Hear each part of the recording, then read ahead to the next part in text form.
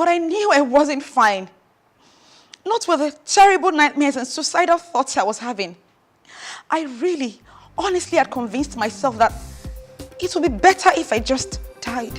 Ali, in my practice of psychiatry, I've not seen anyone coming around to the clinic to come and say, I have depression. Hopelessness, helplessness, and worthlessness. Suddenly the person says, what have I even achieved? I thought they said Nigeria was one of the happiest. No, people commit we're happy suicide. people in Nigeria. No. There are a lot of people that commit suicide. Wow. But don't forget, it has a cultural implication. I want us to really look at this case of the 1% psychiatric cases. Schizophrenia. Yeah, let us just call it the mad people, Yes. like we all know. Okay. Right? You said they constitute only 1% Yes. of all the cases, Yes. right? Across the country. And because of that, we are, the remaining 99%, we are running away from a psychiatrist because we don't want people to stigmatize us. Right? First of all, what is the difference between a psychologist and a psychiatrist? Well, thank you very much. I think this is very important, and you've asked a very important question. A psychologist is a professional who decides to go to university to read BSc in psychology, that is human behavior, modification of human behavior. Yeah. If it's abnormal, to make it normal, working with the patient for some time. Some now decide to do their masters in clinical. That's how you can have industrial psychologists, social psychologists, clinical psychologists. Okay. We work more with the clinical psychologists. Okay. They are not medical doctors. Okay. As such, they cannot prescribe medication. Okay. But because of the master's program in clinical psychology, they will understand some of these diseases, mental illnesses, and the behavioral component. What happens if I see a patient, for example, that has depression, that is already thinking that is a failure, it cannot amount to anything in life? We call it negative thinking pattern. Okay. Now, there are two things. He has depression, and alongside that depression now, there are negative thoughts. I need to first of all give medication. Yeah. But because psychologists are behavioral scientists, they are not medical doctors. They cannot write antidepressants. They cannot diagnose. Yeah. They cannot say this and that, okay?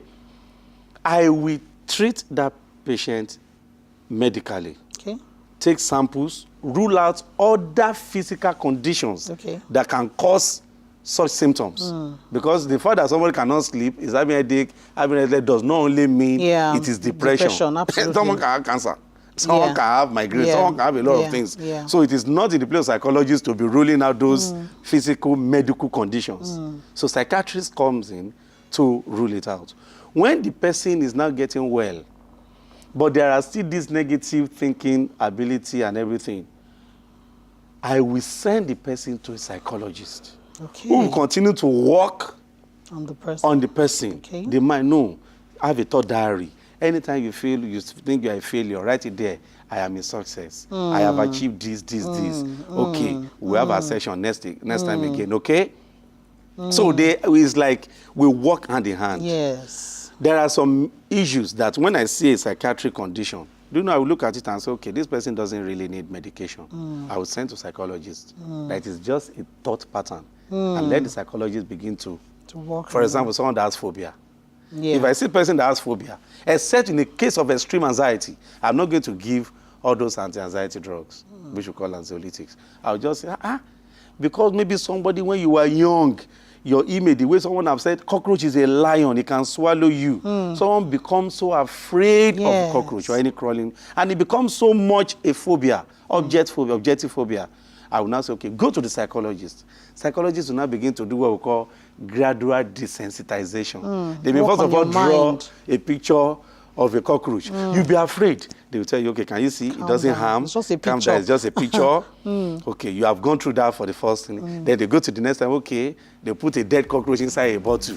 You see, you want to, they say, no, Don't worry. But do people like that really exist? Yes, I've managed patients with. Really? Because if you have time, sometimes a psychiatrist, because in the practice of your psychiatry, of course, you will read psychology. So you are also trained as a psychologist. So most of the time, psychiatrists can practice psychological work, but psychologists cannot do the work of psychiatrists.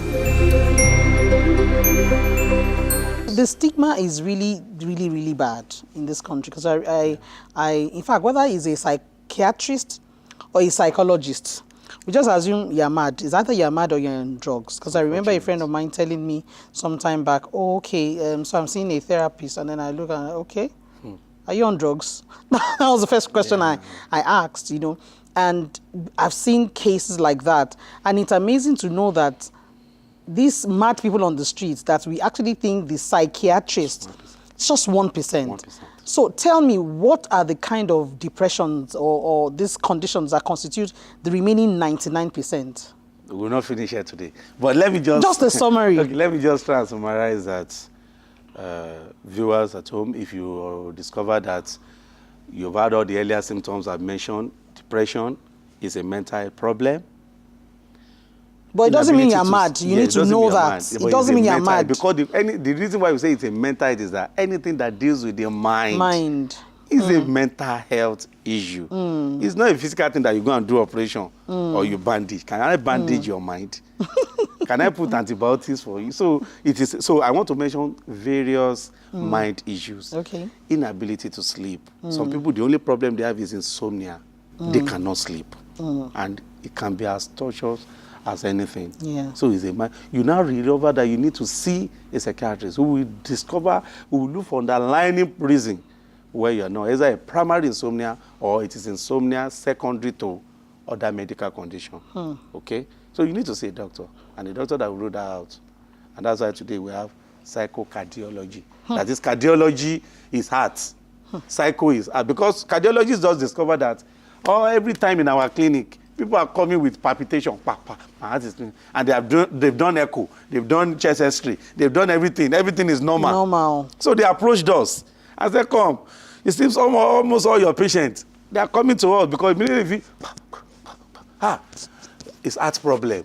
So they are bombarding. So most of the time when you go to cardiac clinic, cardiology is just cardiac. That's why I'm breaking it down.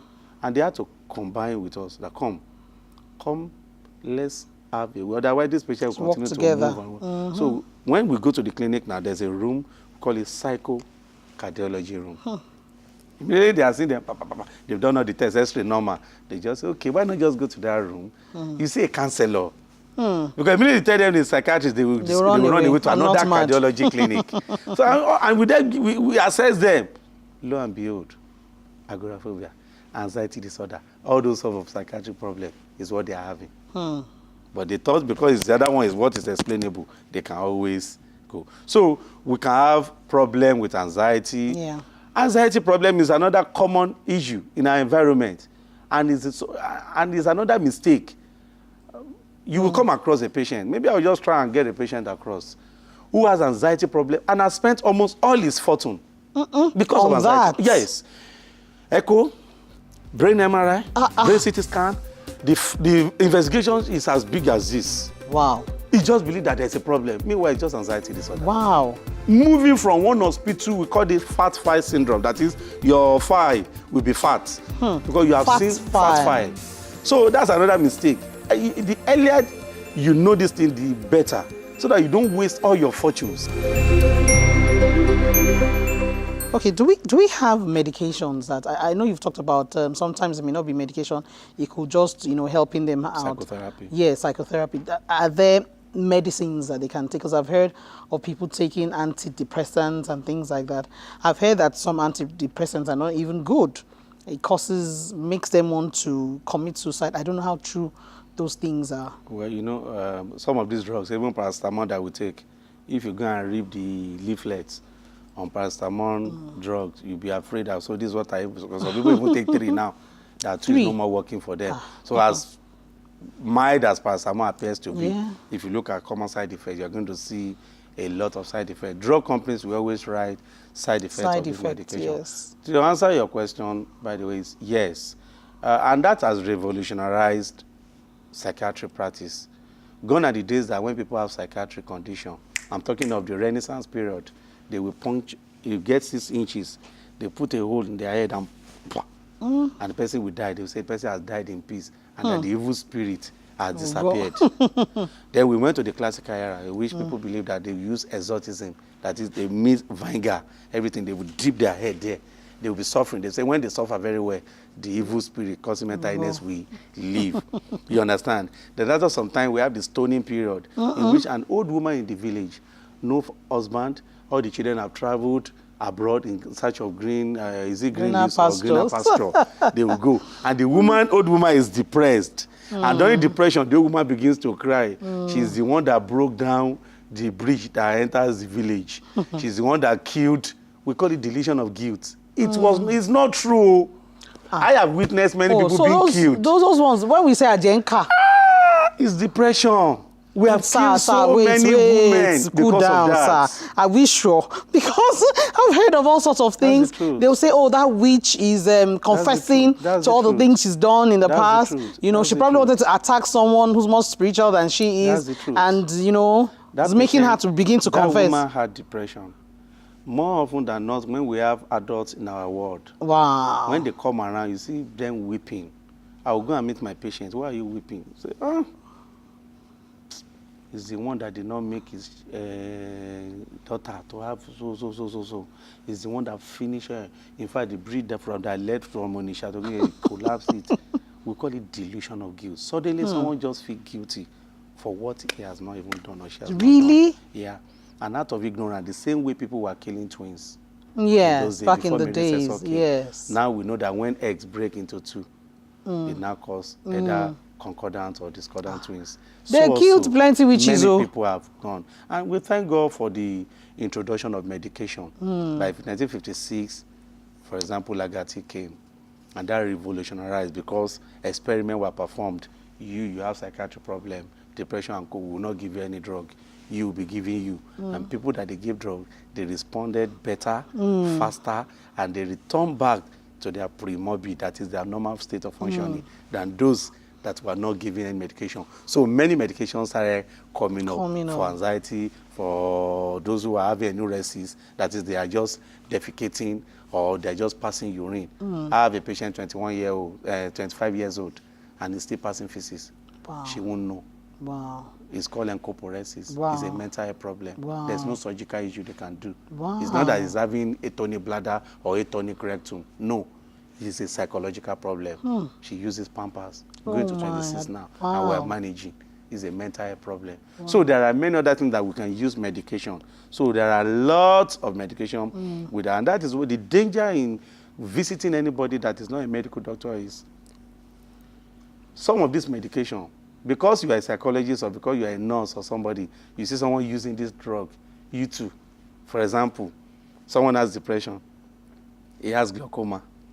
Glaucoma is a problem of the eyes. Of the eyes, yes. There's nothing that precedes anyone from having depression and having physical condition as well. Yeah, sure. But because I've seen my friend use antidepressant, amitriptyline, for example, I've said, I know someone, I can treat you now. Me too, I've been treating these cases. You now begin to give.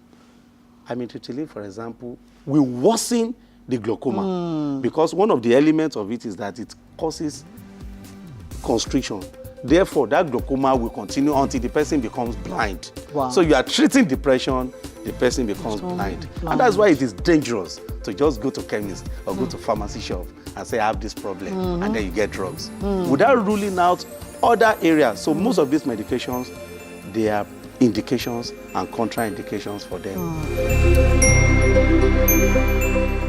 In all the cases you've treated, and looking at Nigeria generally now, I mean, if I'm to look at all your explanations, all the different types of depression, I can tell that all of us in Nigeria are depressed. You know, because I'm sure we have one form of mind ailment or the other. Either you can't sleep or something is happening to you.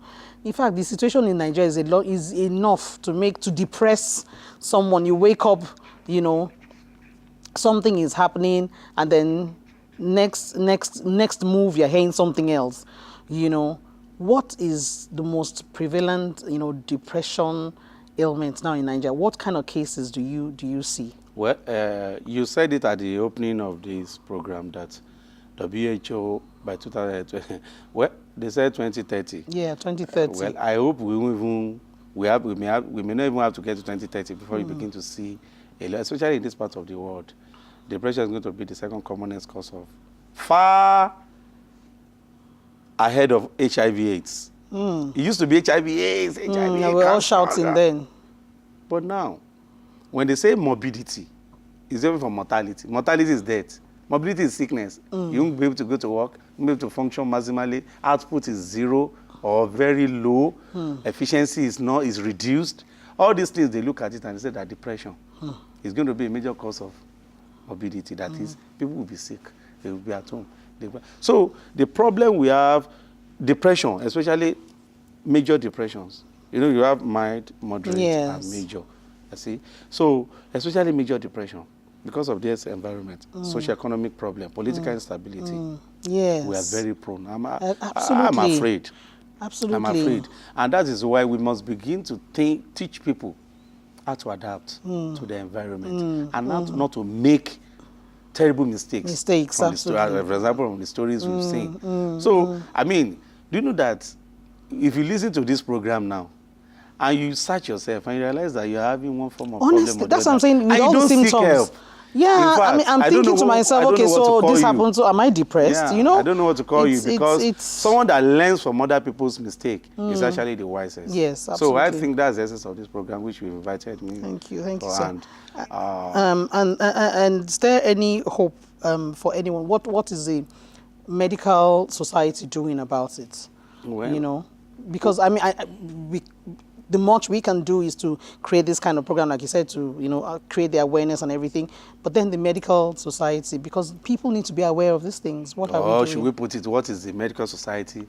What is the government? Absolutely, even From the government. All, I mean, everybody. Yes, the medical society. I'm talking of, for example, Association of Psychiatrists, APN in Nigeria. There are not many psychiatrists. We are less than 250 in a population of 172 million. And out of 250? Yes, and out of these 250. Not 250,000, no? 250. 250. Wow. For a population of how many millions? 172 or 170 million. And unfortunately, less than 200 are even practicing. Everybody's out of the 250. Yeah. People are leaving this country en masse. Why? Because the environment is just not conducive. Wow. Do you know that in Nigeria, we don't have mental health law? All this mental health we have been talking about and everything. The government of the day has not deemed it fit. Ghana passed their own just a few years ago. Yeah. Almost every African country has mental health law. Mental health law is a law that will protect the victim. All this stigmatization. If there's a law, you dare not stigmatize. Okay. I have a patient who has mental health issue. She has been doing well. I just went to meet her proprietress after many years. So I said, do you know what? That time I used to go to the clinic. It was depression I had, everything. I have a mood problem, but I'm okay now. Say, hey. The second day, concerning what we talked yesterday, the proprietress called her. This is a life story. And said, can you just get a report from your doctor? She came to me. I told her, okay, you do this, and I gave reports. And the third day, her job was terminated. Wow. I'm telling you. Because she told the lady... In fact, she became more depressed now because she told the woman. God. She was doing well. Oh, my God. If there's a mental health law, that woman, she will lose almost all her fortune. Yeah. Because she's going to pay a very high compensation. Wow. Okay? But there's no law. Medications that we're talking about, you asked me, are there medications? There are, but these medications are very expensive. Yes. Do you know that it's easier to cure or take care of HIV? I'm talking of managing HIV is not even mental health problem. Because these drugs are there. Every month, people go to Institute of Research and they get their drugs. Get the drugs. My patient travel as far as our neighboring Benin to get medication free. And we don't have it in Nigeria. We don't have it here. So there's no subsidy for drugs. Stigma is there. People don't want to employ you once they discover that you have mood problem. Even the Constitution says that you can't hold certain position if you have been found to have mental health problem. Wow. Not saying that if you have been having mental health problem that is protracted and cannot be cured. So even the Constitution of this country, well defined. So now if I have the background history of depression, that's a psychiatric problem. I can't run for presidency. So, you see, APN, psychiatrists, some of us are talking, but how many? It's going to be a lonely voice in the wilderness. The House of Assembly, Senate, all of them need to come down. Then there have to be counseling units. There have to be Yes. counseling centers. In Australia, for example, my friend told me, he's a psychiatrist over there. We all train together, if I'm here. He said, a woman can just pick a phone. There are two free tools you call a counseling unit. In fact, they will call you back. You can tell them the precarious state you are and the state of your mind now. Ambulance will come and pick you. Parting words, what would you tell?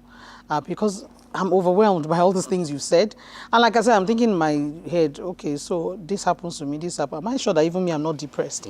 It seems to me everybody I know around me are depressed, one form of this ailment or the other. What will you tell our people?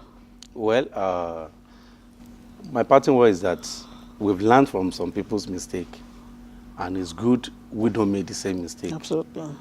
Number two, mental health problem is a medical condition. The myth, gone are the days, the myth used to surround it. If anybody decides to still cover mental health now and put myth around it, that person is living the highest form of ignorance. That's the second. And third is that government of the day, the society should rise up. Religious leaders, opinion leaders, they should rise up to really do everything possible, including awareness, social support, passing mental health bill, having counseling unit, do things that will placate all the mystery I will put of people suffering from mental illness, especially depression. Thank you. Thank you so much for coming. And I guess we as individuals also check ourselves once in a while. Yeah. And most importantly, no stigmatizing of the next person and watch closely. When we begin to see things and see issues that happen, take note of them and let's begin to call for help. I think that is really important. And people should not stigmatize themselves. Yeah, themselves as well. Self-stigmatization is the first thing you must remove. Exactly. People come out and say, I'm depressed. They can come out and say, I have diabetes. Yes, But exactly. when you hide it, that's where the problem. Because when you stigmatize yourself, you give room for others to others, stigmatize absolutely. you. Depression is real. Thank you very much, sir. Thank you.